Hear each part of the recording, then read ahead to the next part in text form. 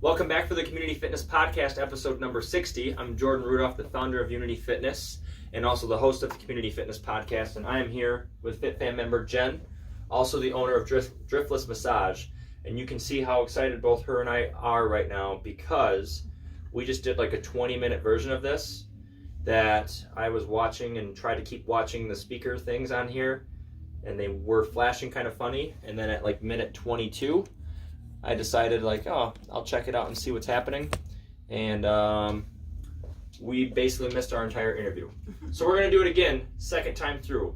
Usually they're not as good as the first, but we're gonna make it that way. Okay. Because I'm gonna start out the same way and I'm gonna say this is the best massage therapist in town. Jen's here and she is the owner of Driftless Massage. So if you're looking for a massage or anything of the sort, get your butt over there and get signed up. What's the website? Driftlessmassage.com. Perfect. See, so now we're starting off on the same note. So I'm going to apologize in case we missed anything that was absolute gold in our previous talk. And we had some gold. But we're going to try and dig it back up again because there's still some gold to be had. So we will start with, this is Jen. And yeah, we seem out of it because we are out of it. Before I get any further with Jen's journey and what it is living the Unity Fitness lifestyle with one of another of our Fitfam members, on November 30th and just a short week here, a week and a half, we have our Shine the Light community workout for suicide prevention and awareness. Make sure you get signed up for that. Anybody and everybody is welcome to come. It is the Saturday after Thanksgiving, so most of your family should still be in town. Bring them with. We'd love to have them here. I think we had like 50 people last year. Let's try to get 60 this year. We're raising money for a really, really great cause that more of us should probably be more aware of and help with. So without further ado, we're back to Jen. And Jen, you started here in April 2018, so you've been here about a year and a half. Mm-hmm. You have a little story that goes with why you came in here. Yes. And tell us a little bit about that story and why you chose Unity. Okay, so a few years ago, I was at a gym and I got hurt. Before Really you go bad. any further, do you have to be out of here at a certain time today? I have to be out of here by 11:15. Oh gosh, we have an hour and 10 minutes. We're gonna get it done in 24. We were almost done with our other interview. Let's do it again. All right, so you were at another I was at another gym and I got hurt really, really bad. And I was in pain for 2 years because of this. And I wasn't working out because I was just in severe pain. I went through all kinds of therapies, all that. And I really got disgusted with how I felt because of all the inactivity. And so there was one day I was at the Mall of America in this dressing room trying on clothes. And it was like looking into the future and seeing the horror that was coming for my body and me. And I just didn't like the way I looked aesthetically or how I felt inside, emotionally, everything. It was just horrible. So the very next day, I decided I'm changing my life and I came to Unity. And one of the reasons I came to Unity is because I did a lot of research on gyms. And the one thing I saw consistently is how they really helped people overcome their injuries and stuff like that. When I came in to have my assessment with Jordan, one of the things that really stuck out to me was he asked me, how hard do you want to be pushed? And that was like, the light bulb had come on. I was like, yes, that's what I've been wanting to hear, because I felt consistently every gym I've ever worked at had never listened to me ever. They just were like, wanted to push heavy weights on me, all of this. And I knew my body wasn't ready, but they weren't wanting to listen. And then, you get in that competitive mindset, like, well, I need to be doing this because they think I should be doing it. And you get hurt. Listen to your body. I cannot stress that enough. So 100%. And that brings up a point that we go over a lot with our people. You are the CEO of your own body. I just coached a class this morning and I went on a big rant of it because the last couple weeks here, I think that there's been, with the colder weather, with the snow coming in, with Halloween and all the candy around in the office and more stressors around, the holidays coming right around the corner, the Christmas shopping's already started, right? there's been more stress and less awareness, or less attention to our awareness that we should have. But once we're aware of something, we cannot not be aware of something. So if we choose to forget it, we are choosing to not acknowledge it, right? Because you can't be unaware when you're always aware. Right.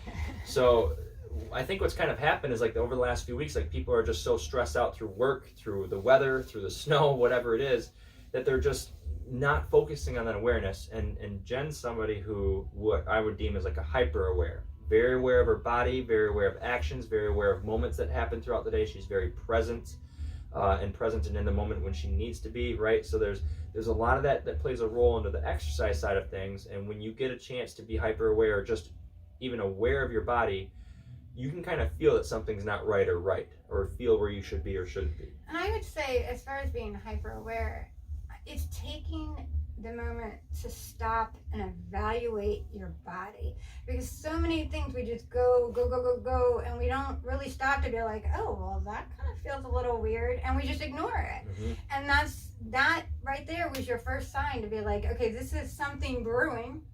It might not be really hurting you yet. It's something brewing. It's something coming. Yeah. And I consistently see it in my business. Like, I do an evaluation. I want to know what they do for a living, and just repetitive movements that they do, because I know what my job has created in my body. So, I mean, so many of us sit at a desk, we do the same, movement, but we don't take into consideration, because it's not, you don't think of it as physical exercise. Mm-hmm. But these little twisting movements, all of that play a huge part on your hips. Absolutely. And everything. Your core, if you're sitting at a desk, get up. Get up. You just have a 20, 30 minute stand, right? Throughout your day, get up. The other thing that really brought up when Jen was talking there was when she went to a gym and she felt like she wasn't being heard. Like, that's a part of our industry that we need to change. And as coaches, we need to be there for our people, because if the people don't come to us, if they're not choosing to want to better themselves, we do not have a job, right? And it is our job to help that person from point A to point B to C and beyond, right? But we can't push them to D, E, or F if they're not ready for it, okay? Every once in a while, there's an opportunity for us to take that step with them and push them to the next letter, but we have to make sure that we're listening to everybody else. And how we do that here is through our assessment. Mm-hmm. So we take everybody through a pretty thorough assessment when they come in. We call it a strategy session. And ideally, we would like to do that first, because we want to know everything about you. Now, if you're watching this and you've never been here or anything like that, and you want to just come try out a class, your first class is always, always, always free. But you will fill out a form that says, is there anything for the coach that he or she needs to know about you before you do a workout? And I still cringe, like, even though I'm still honoring our free first class is always free, I still cringe just to make sure, like, I would rather get all the information about you before you jump back in there, even though we're going to keep you safe, because I want to know that information and how we can better help you. Like Unity is you, right? And everything is about you when you come here and we try to make these programs and we develop these programs, but we have to get all the information first. So one of those questions is, how hard do you want to be pushed? I also want to know where you trained before. Have you exercised ever in your life before? Did you play any sports? Have you ever been hurt? Did you ever have any surgeries or injuries, anything of the sort? Because we want to know what you do. What do you do for a job? What do you take for multivitamins and supplements? Do you do any kind of specific nutrition plan? All of those things. Like, we want that information before you start. And then in turn, that helps us help you. Absolutely. Right? we're trying to help. And I have never been asked that at any gym. Most of the time it's like, pick up heavier weight, you're not picking up enough. And I'm like, I'm struggling with the weight I'm trying to do. How am I supposed to pick up more weight? Like, that doesn't seem right. But that's what I consistently heard at other gyms. And it was, for me, I felt like a failure, because I wasn't doing for my body. I was doing what they thought I needed. Mm-hmm. And, I felt more miserable than good. And I was like, what is the point of working out if I don't feel great? like in the end.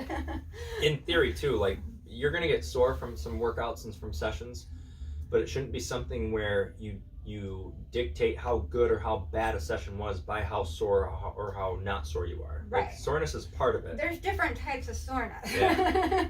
I mean, let's be real here. Yep. I love, like, oh, I got a hard workout, the muscle soreness feels great. That type of, that's going to be gone in a day or two. Yep. It's the stuff that wants to hang out for long periods of time that, that's what you don't want. If there's sharper shooting or if it's intra-joint, so if you have sharp shooting pain down the arms, legs, a very steady ache and something that's in a joint, thumb, knees, hips, legs, neck, that's not the pain we want. Like, if there is any pain at all, it's muscle soreness, it's soft tissue stuff. Like, I could definitely tell I worked out yesterday. Yeah. And then when you are there, you go to see Jen, right? So you get recovered faster and you teach your body how to recover faster. Okay, that's the part of getting deep tissue work and massages and working through foam rolling, mobility drills, regeneration drills. Your brain then learns how to recover faster. So you don't have 4 days where you're sore and you can't come and work out well if you do try, right? Or you just can't come in and work out at all because you're so sore and you can't move well. But I will say there are those weeks that, it's okay to take a week off. That's part of listening to your body, to be like, it needs more recovery this week, and that is okay. It's okay. Because, you see people who are just like, I need to be in there every single day. No, you don't. No, you don't. Because the magic happens on your days off. I always, 100%, you get better from recovery. You don't get better from training. You get better from recovering from training, right? That's a huge thing. And it's funny, like, sometimes I'll actually threaten people, like, yeah, I'll just block your account for like a week. You can't get indoors and you take a week off. And they'll freak out and be like, well, I want to see what happens. Like, I want to see if everything we did works. I want to see if everything you've learned from nutrition and the habits that you form in nutrition, you're still doing them, right? It's not to punish you, it's to test sometimes, right? Plus, you're going to see, like, taking those few days off, when you come back, like, what was challenging before all of a sudden becomes easy. Because you let your body recover. Yep. And people have a hard time with that. They just like, I need to be in there every day. And there's two big reasons for that. One of them is a scientific principle called the overshoot principle, where basically when you work out, we go here, and we're creating more intensity and more practice through whatever we're trying to work on, and you get to a certain point where it's limited by how much that you can do. So we do what's called a deload or a recovery phase, where you actually drop below where you started into this like weird realm down here. But the cool thing from that is called the overshoot. You shoot way up and you go past where you ever could get to before that. And that's what a deload week is for. That's what a recovery week is for. All of those things kind of playing up to that. Like, I'm doing a Spartan race next Saturday. And next week I have a big workout set for Monday. I have a big workout set for Tuesday. The rest of the Wednesday and Thursday are half volume, just little stuff, working on little kinks and stuff. And then Friday's off, right? But the Monday workout, the intensity is down already, right? And the Tuesday workout, my biggest run's happening today, right? So the next week is going to be dialed back for me to hopefully be at a higher point for next Saturday. And it's kind of counterintuitive, like we think we want to work out hard right up to that point, but there is points in that. In our brain, the second point of this is our brain actually works. We think about it like an instrument with somebody when they're learning how to play an instrument, or when they're learning a math problem or something at school and they're having really hard trouble with it. The brain's still focusing and still working. The brain works best and most when you're asleep. So you need to get more sleep. You need to recover. And your brain actually works better when you are sleeping to help get that through. And that's where sometimes musicians will come up and all of a sudden they'll hit the chords and hit the notes and the next day on guitars, or they'll be able to do some sort of drum fill that they've never been able to do. They'll get the math problem and they'll wake up and they'll be like, oh, I got it. And they'll do it right as they wake up. The brain works the same way through motor control and exercise movements that you're trying to do in the gym. Well, when you're putting all that stress on your body or releasing cortisol and stuff like that, that really, takes away from everything. Yeah. And we just don't think in those terms, and we need to start thinking in those terms. And, part of my journey or whatever is really changing my brain in the way I think, my thought pattern. And, I was very negative before I came in here, and I'm looking to change that. And one of the ways that I started to change that, and it's little, we're on Facebook all the time. We constantly see things and everything's so negative on there. So one of the things I started to do was start posting positive things and to change my algorithm. So I started seeing more positive things, which started to change my mindset and calm my, like, any anxiety or whatever. It's changed my attitude towards my family members. And not only that, I've seen it expand out to other people in my life who are now trying to, little by little, adopt that mindset and make personal changes within themselves, which is not something I set out to do. It was all, about me and my body and what I needed to change. But it's crazy how, like, those little things can start to have positive impacts. And you come into this building, everybody's warm and welcoming, everybody's positive to you. So it's just one more area that I get a positive feedback, positive in my life, and which makes my fitness journey easier, my nutrition journey easier, living the day-to-day, just driving. I'm not like screaming at everybody, because I mean, they're still driving like morons, but my inside is like, it doesn't matter, let it go. It's not worth giving your time, your energy to that. Sure. And that can change everything. So there's a lot that Jen just said right there, that you just said right there, that plays a role into like long-term approach, sustainability, outcome stuff, right? And there's a quote that my coach just posted on his Instagram yesterday. I think it was in his stories, and it was something along the lines of like, good luck trying to live a positive life when you're surrounded by negative people. So there's that part of it. And I also thought about, like, in that part of it, like, I read it there, but then there's also the mirror part of it, where good luck trying to live a positive life when you're thinking negative thoughts, or you're negative about yourself, negative self-talk. And there's the quote that we'll use around here sometimes, where it's, if you talked to your friends like you talk to yourself, you'd have no friends. Absolutely. Right? And we will crush ourselves 1,000 times over before one compliment that we'll ever try to give ourselves. Okay. And that's too bad. So I one of the things that we did with our lifestyle reset challenge this year, and some of the things that I just worked on with the Drop 2 Sizes challenge last week, was finding some things that are in your control and focusing on the positives, and writing some of that stuff down and acknowledging those little wins, which brings me to the point of coaching. As coaches, as strength coaches, or any type of coach, like, we're eager to give feedback when people are doing something wrong. Obviously, we want to help them and get it corrected. But we got to give positive reinforcement and positive feedback to things that are done right too. So when somebody's doing something right, and maybe or not they knew it or not, but there's a chance for a coach there to jump in and help them with that, to reaffirm what they did right and to give them specific things that they did right. You can't just say, like, nice job all the time. We're a cheerleader 20% of the time. We can't be a cheerleader 80%, right? So it's a chance for you to coach them that way, tell them exactly what they did right, so that that sticks, and that helps too. And I think there's a big part in the industry where we're almost too afraid to tell them good job and why they did a good job. We just know it looked good, we just know they felt good doing it, right? But that's a big point that we miss sometimes. And a lot of our new coaches, when they come to Unity, like, they miss that stuff. And I'm like, no, like, give them positive feedback there. Like, you just had a person crush reverse lunges for the first time in their life, or get a plank for 60 seconds and not feel it anywhere else besides in their total body and their core. Like, tell them what they did right. Yeah, I mean, we all need a win in life. We need to hear when we're doing good. And I think a lot of times people don't, say that to people.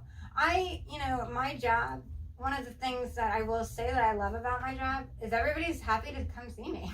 Yeah. You know what I mean? Like, it's not like I get a lot of positive feedback, and that feels good, and it makes me want to be better at my job and do my job. And so, but we don't do that in the day-to-day, and we need to be more encouraging to one another. And because it is, look at the negative in the world right now, politics, everything. It's so easy to get caught up in that. But why aren't we getting caught up in the positive? It's easy to feed the hate because it's easy. The positive, it's easy too, but we don't think of it because we're so self-doubting and so self-hating, and it's easy to then take that self-hate and hate someone else, especially if they're doing good. Then we're jealous or whatever, all of that comes out, and we want to be negative Still towards negative, them. And we should be like, that person's awesome. I look up to that person.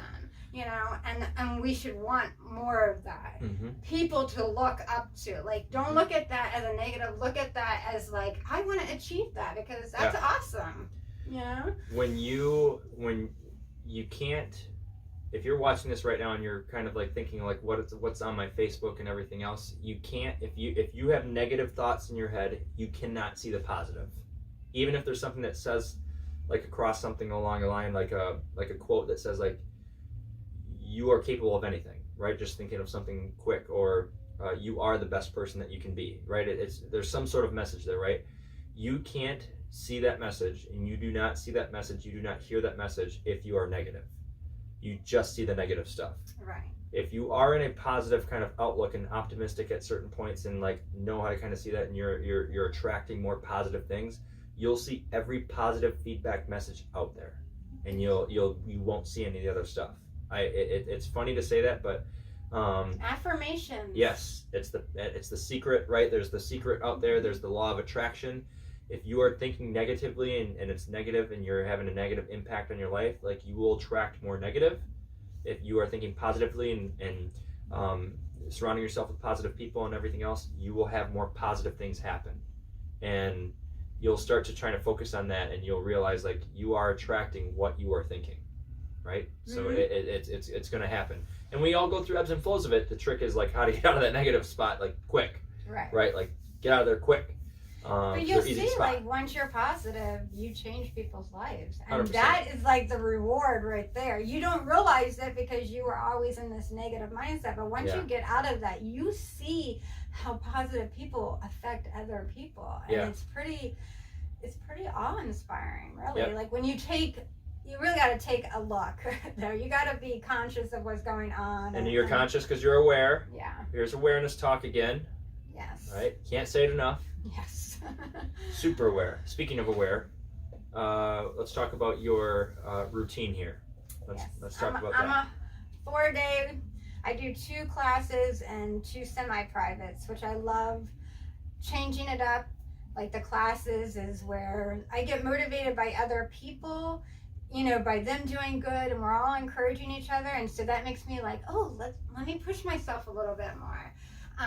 And so I like the classes, but I love the semi-privates because I get to work on what it is that I truly want to work on and what I want to build from. And that to me is fun. But you get 3 friends to work out with, basically, because you meet people this way. Like, I've never gone into any gym. Now, I'm an introvert, but I've never gone into a gym and met people. That is not the case here. Like, you get to know people, and not because it's a smaller group. It's not this, let me pack as many people in. It's in our classes, it's typically 12 people. So he can, you know, correct our form. I've never had that at another gym. And that, to me, is huge, because if you can catch the imbalances and change them and stuff like that and know what you need to work on, then you're just going to have more success in your fitness. And I have never been successful at any other gym ever. But I will say I have had huge success here because of the format, how it's laid out. Like, it makes sense to me.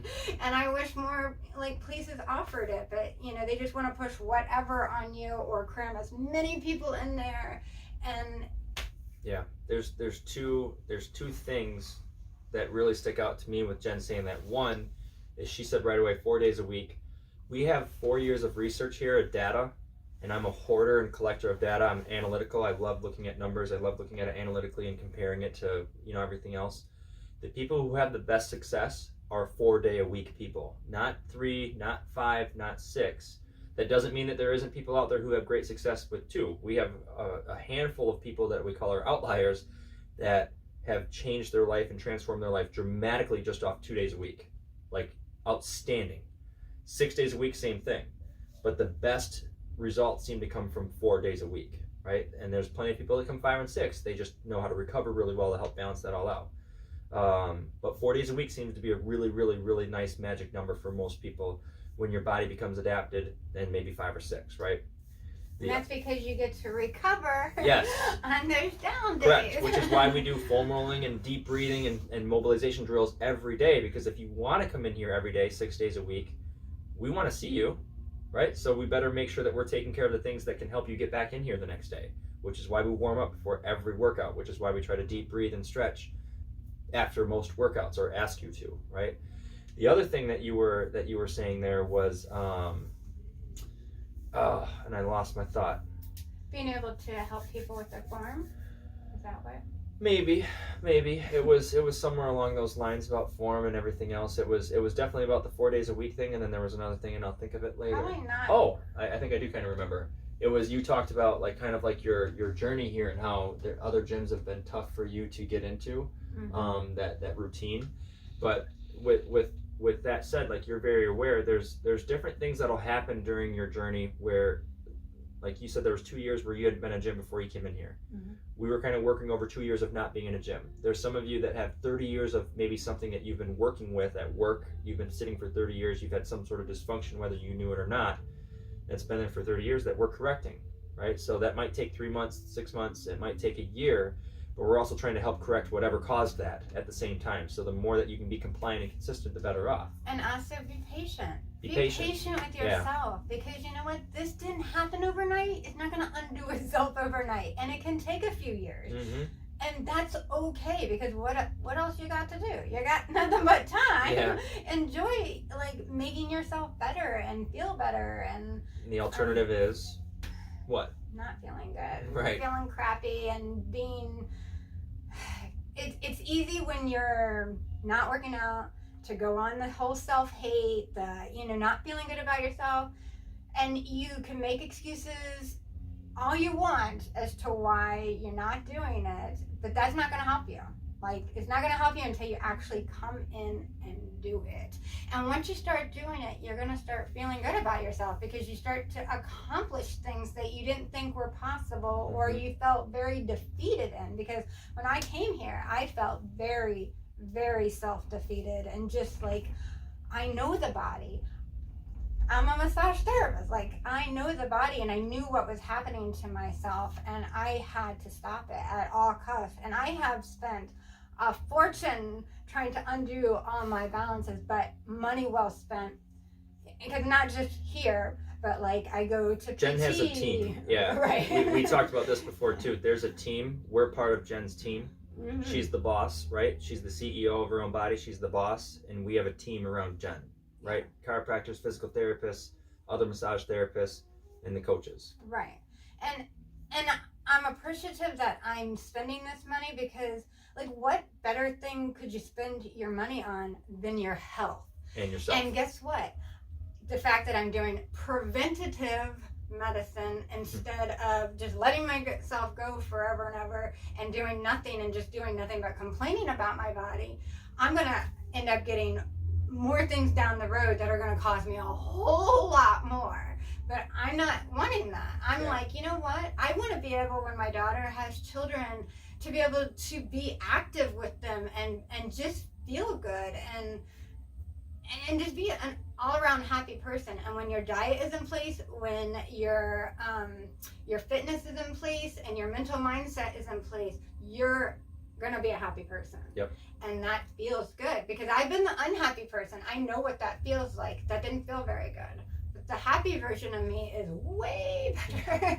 Way better. It's life-changing, and that's the thing that people don't always get. And I didn't always get it, to be honest with you, until I really started to have, like, nothing's going to stop me mindset. Like, I'm going to do this.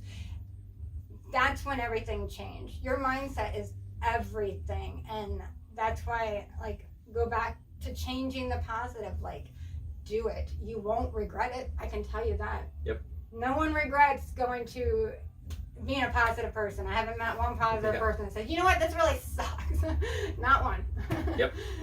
Yeah, it's 100% true. And exercise is one of those few things out there that can cascade into everything else. Like, we can all start eating better, but we might not start strength training or thinking positively. We might, go through that. Exercise is one of those few things. It releases certain chemicals in the body that makes us feel better about ourselves, and about the world, right? That's a scientific thing. There's chemicals that exercise can release, but it also then has you. There's very rarely an opportunity or a person that out there that starts exercising or strength training, whatever it is, and then doesn't start thinking better, doesn't start sleeping better, doesn't start feeling better, doesn't start eating better. Exercising helps all of those areas, so it kind of helps cascade it forward and forward. It really does. Because when I got here, I wasn't eating healthy. I was like processed food like crazy. But I did come, you know, I will give myself a little bit of credit. I came with the mental mindset, like, I'm gonna change. Mm-hmm. Like, it has to start now. Mm-hmm. And the diet is by far the hardest part. It is for everybody. Right, everyone. But the way I truly have been successful, and I believe you have to do this to be successful, food prepping. Every Sunday, I food prep my meals. This way, I have no excuse not to eat healthy because it's right there. I've already put the work in, and I take one day and do it. So there's a lot of like success nuggets there. Like, how is Jen successful? There's a lot of stuff in there with food prep, with positive mindset and working on the mindset part of it, recovering really well, and then the other part was she's very proactive, which is a core value of ours. Like, she's preventing the stuff from ever happening, and we live in a reactive society, and most of us are living a daily life of reactiveness. Some of that's from work, which is unfortunate, but the majority is reactive. Like, majority of the people that we're seeing every day, working with every day, interacting with every day is reactive. You being on Facebook is reactive. You watching this right now is reactive, right? Like, we have to get proactive with but some of this is part. positive, so you're welcome. Correct. So we talked a lot about everything that we really needed to go through, which is cool. What are you most maybe successful of in the gym? Let's see. Yeah, what are you most successful of in the gym that you've done here? Showing up. Showing up? Showing up. And that's, I mean, honestly, as easy as that sounds, it's what you got to do to be able to be successful in whatever. Because once I get here, he helps me be successful. The other members help me be successful. Like, the success is in coaches. here. It's just me having to walk through the door to make all that happen. And it's just doing it. Show up. I mean, Gotta it's show like, up, right? It Gotta show sounds up. so simple, and it is once you get there, you know, like. You also have a hip thrust that's almost 2 times your body weight. Yes, I did a PR challenge here, and my goal, when I started though, what was it? It was like 100 pounds, right? Yeah. That I started at. Yeah, and then the PR challenge you chose 230. Right, so I wanted to get to 230 in my PR because my husband weighs 230, and so it was just a goal to hip thrust him. I know that sounds weird, but it was a goal nonetheless. But I surpassed that and got to 245, and I know I could have surpassed even that, but you know, all in good time. Like, all in good time. I hit my goal and surpassed it, so woo-hoo. And I only weigh, like, when I first started here, I weighed about 120, 122, and now I'm up to 130, but the majority of that is muscle. Which I don't gain weight very easily. Like, people are gonna hate when I say this, but I could eat processed food like crazy, never ever went anywhere with weight, ever. And now she's doing it the right way and gaining good weight, right? Which is actually much harder. Like, again, people are gonna not like when we say it like this because most of the people are out there are trying to lose weight when the majority of America is overweight, right? But when you try to gain weight the right way, it's extremely hard to do. When you do it the right way, right? And once you get it down, it works well, but it's hard to get that body to kind of force that way. Like, we always say, like, you think losing weight is hard, try to gain the good weight back the right way. Like, that is tough. It is tough. It is, because for a long time I couldn't get that needle to move. I was like, I'm eating. I felt like I was constantly eating. And the crazy thing is before I started training, I would skip lunch. Like, I would eat a huge breakfast, a huge lunch, whatever. But I always skipped lunch because I didn't feel the hunger. Huge dinner. Right. I didn't feel the need to eat because I didn't have the muscle. There was no muscle to feed. Now that I have muscle, I'm like, I need food. I'm constantly wanting food. So if you like to eat, start training because you'll be able to eat. There is something out there called the G-Flex phenomenon that is essentially saying that when you start strength training, and specifically and only for strength training, that your body learns how to partition even bad nutrients, processed carbs and sugar, more efficiently in your body to then burn off as proper fuel, as fat burning or muscle fuel, rather than always going into fat storage. We talked about it in the negative feedback loop 2 episodes ago on the podcast. I think it's episode 58, about when your body gets caught in this fat storing mode, everything that you do gets stored as fat, right?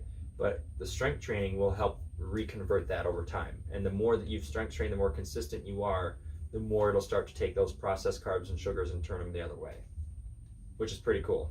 Yes. It's a phenomenon because it's not actually proven, but it happens with everybody. Okay. Last thing, we always ask this question at the end.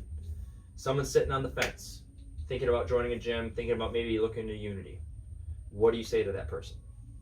Do it. It's life-changing. I mean, honestly, I did not expect it to impact my life in the way that it did. In the sense, my mindset, all of those things. I wanted those things, but I didn't know if that would ever come. And, just do it, because what else you got to lose? I mean, in the long run, like, what else do you have to lose? You're just sitting there doing nothing, hating yourself, when it doesn't have to be like that. Mm-hmm. Stop hating yourself and do something for yourself, and come in here and at least check it out. I mean, what is that gonna hurt you? You might actually like it. And, I moved up here from Florida, which I hate winter. So for me, he has a 100 workout challenge starting in summer, but I know. July 1. Right, July 1. And so you got to get 100 workouts in by the end of the year. And I personally do this. I dread it and love it all at the same time, because it's what helps get me through winter. Like, okay, I've already been working this long in winter. Come, January 1, I might as well finish it off, because before too long, spring is here. Yep. So I encourage people to do the 100 workout challenge, because it's helped me greatly. Because, you don't want to be the person, because you got to post it on Facebook, right? So when you post it on Facebook, then you're held accountable. Accountability. And the thing that I've noticed is that I have, like, my own little fitness following through that. Like, people encouraging me, like, liking my post or whatever. So I know people are like, oh, well, she did another one, we like it. I can't stop now. Like, I don't want to be a failure. Hey, so what happened at 56 and beyond?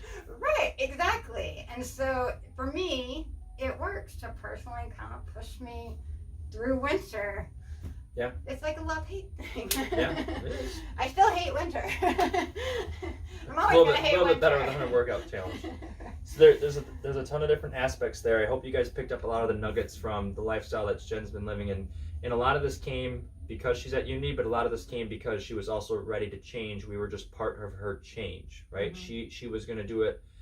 She was going to make some changes no matter what. We like to think that we made it easier. They did, because I had tried that at other gyms and was unsuccessful. And their format, their friendliness, you just feel like you're a person here and not just a number coming through the door.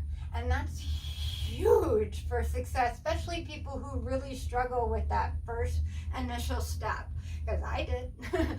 But once I did it's the hardest step, guys. It truly is. But you will be so thankful that you made it. And, like, doing the little assessments along the way, you're going to get to see your progression, or where you need to pick up and work a little bit harder, because sometimes that can be a guessing game, and you're not going to get that from a lot of other gyms. They're not going to be like, you know what, you should work on this, this, and that to be able to get this accomplished.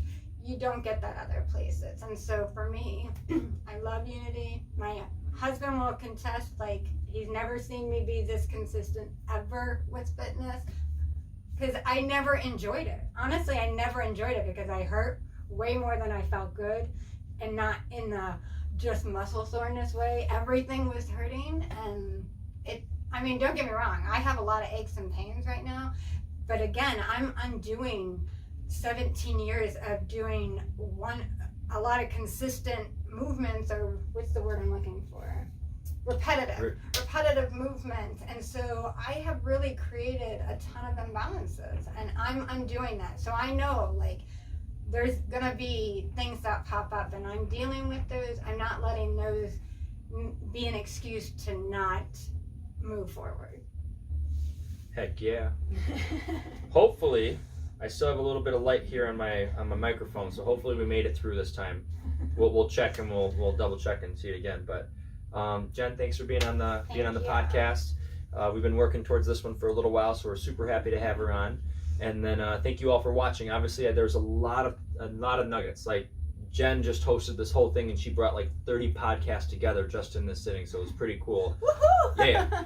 So we try to play this awareness factor, right? And Jen's there for a lot of it, and she's a part of the Fitfam. She's a part of kind of our growth into that too, and she represents a lot of what we've been trying to coach. And she's on board, and she's also on board because she was making those changes, and she's there for it, and she's influencing people too every day at the gym.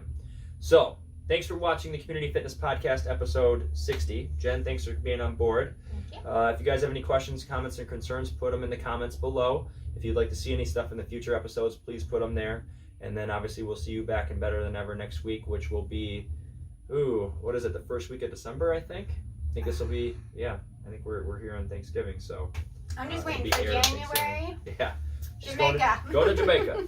So, if you have anything that you want to post, let us know. Otherwise, we'll see you back in Better Than Ever next week on the Community Fitness Podcast. I'm Jordan Rudolph, I'm the host and also the co-founder, or the founder of Unity Fitness. Holy cow. Don't forget about our community fitness workout is what I'm trying to say there. The Shine the Light. It's Saturday, okay, November 30th, 8 a.m. Everyone's welcome to come, so we'll see you there. Thanks, guys.